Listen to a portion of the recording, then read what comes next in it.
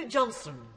Much, Madam Deputy Speaker, and it's a pleasure to follow my honourable friend, the member for Ruislip, Northwood and Pinner, and fellow Education Committee member. It's also a pleasure to speak in this gracious speech debate again, because the last time I did so was for my maiden speech, so it's at least slightly less nerve-wracking this time around.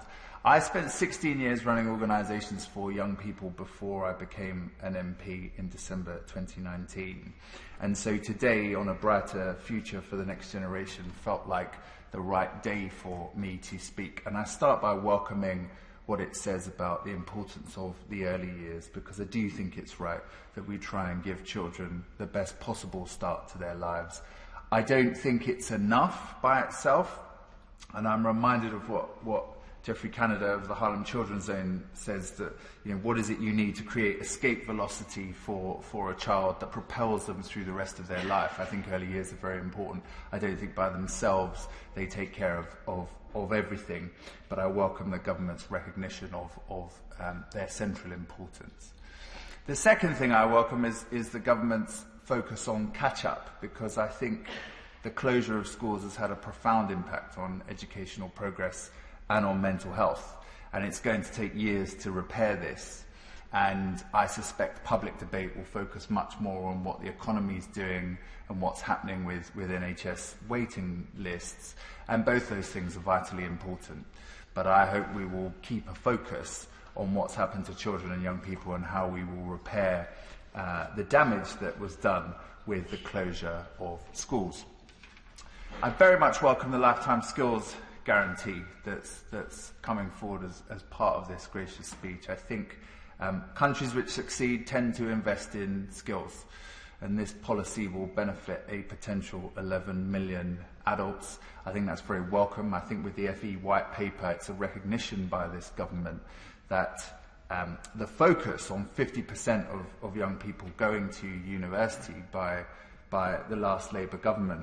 And I supported many young people to go to university in my previous life, and I understand why it's very important and valuable for young people.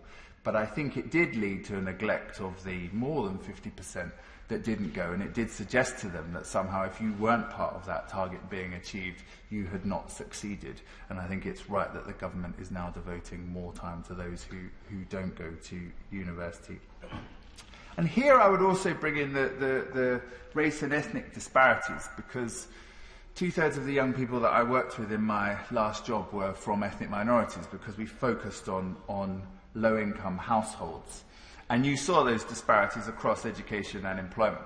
Different ethnic groups did very differently at GCSE, and then at A-level, and then in the rates at which they went on to universities, particularly the most selective universities. And then groups that had done well in education might not do anywhere near as well in the labour market. So I think the unfairly maligned report from Dr. Tony Sewell and the Commission is full of data which outlines this position and good recommendations that we should be focusing on to try and close some of those gaps. And that brings me on to my final point, which is that these issues are, of course, very important for government, and government's got a key role to play in what happens for the next generation. But it's not just a job for government. What parents do matters. What schools and colleges do matter. We need universities to stop charging high fees for low contact time and poor graduate outcomes.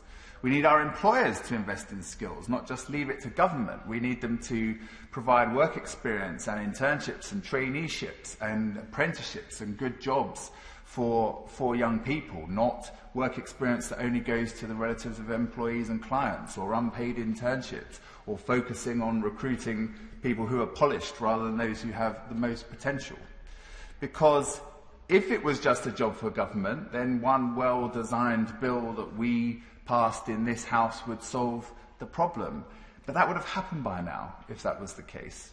Actually, we need everybody who can play a role. Individuals, charities, social enterprises, businesses, universities, schools, and so on. Everybody who can play a role trying to create a better future for the next generation. But I'm hugely pleased that government is committed to doing everything it can.